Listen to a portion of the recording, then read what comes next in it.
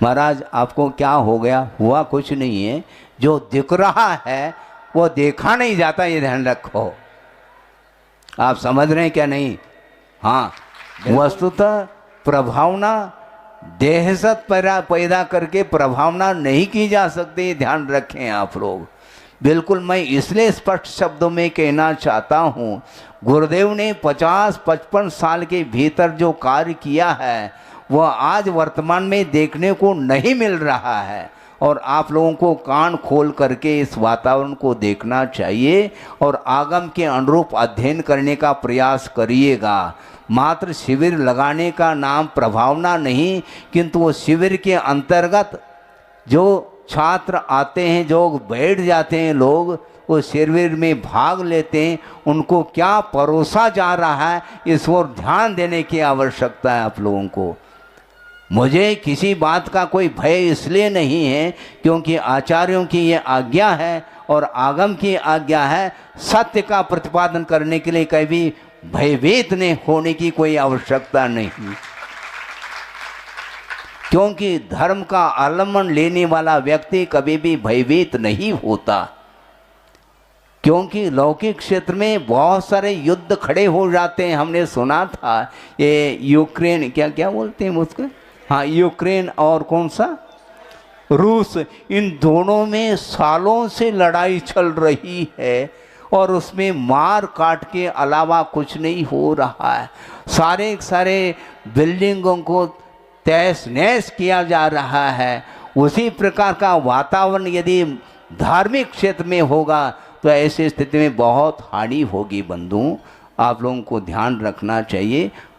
आंखें खोल करके, आगम को खोल करके अपने बच्चों के ऊपर और अपने परिवार के ऊपर धार्मिक संस्कार आगम के अनुरूप डालने की आवश्यकता है। और समय रहते हुए आप सचेत हो करके, आप अलर्ट हो करके, सावधानी के साथ आप आगे आएंगे तो धर्म टिकने वाला है। अन्यथा तांडव नृत्य करने से धर्म समाप्त होगा, ये ध्यान रखो।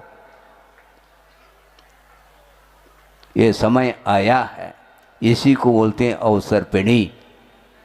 देहसत देने का नाम धर्म प्रभावना नहीं, किंतु वस्तुतः आचार्यों ने ये लिखा है, सम्यक दृष्टि को ज़्यादा उपदेश देने की आवश्यकता नहीं है। किसको आवश्यकता उपदेश देने की? जो उन्मार्ग पर चलता है उनको उपदेश दो, और जो उन्मार्ग पर चलता है उसको उपदेश हम तब देंगे जब उपदेश का पात्र होता है, तो उसको हम उपदेश देंगे। उपदेश सुनने के लिए वह कटिबद्ध हो जाता है, दोनों हाथ जोड़ करके वह खड़ा हुआ है, भगवान मैं अनंत काल से उन्मार्ग पर चलता आ रहा हूँ, मुझे प्रशस्त रास्ता चाहिए। इस प्रकार जो आता है उसके प्रति करुणा करके उपदेश दिया जाता है, युद्ध करके कभी उपदेश दिया नहीं जाता, ये ध्यान रखो आप। महाराज आपको क्या हो गया? हुआ कुछ नहीं है, जो दिख रहा है वो देखा नहीं जाता, ये ध्यान रखो। आप समझ रहे हैं क्या? नहीं? हाँ बिल्कुल। और गुरुदेव का ये संकल्प है और था उनका, और आगे भी वही संकल्प हम लोगों के लिए दे करके गए हैं।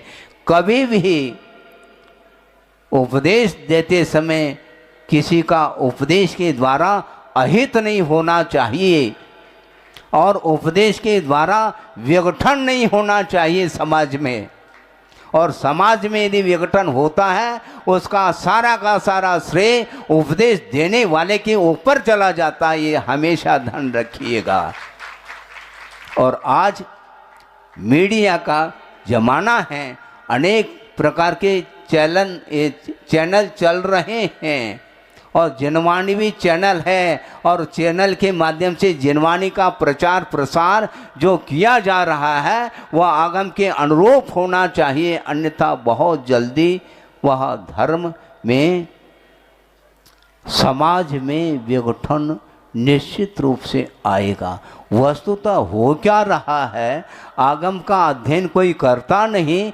मान लो उपदेश देने वालों के माध्यम से यदि मान लो जो श्रोतागण हैं उनकी थोड़ी बहुत प्रशंसा कर लेते हैं तो उस ओर होता चला जाता है। इसका नाम प्रशंसा थोड़ी है।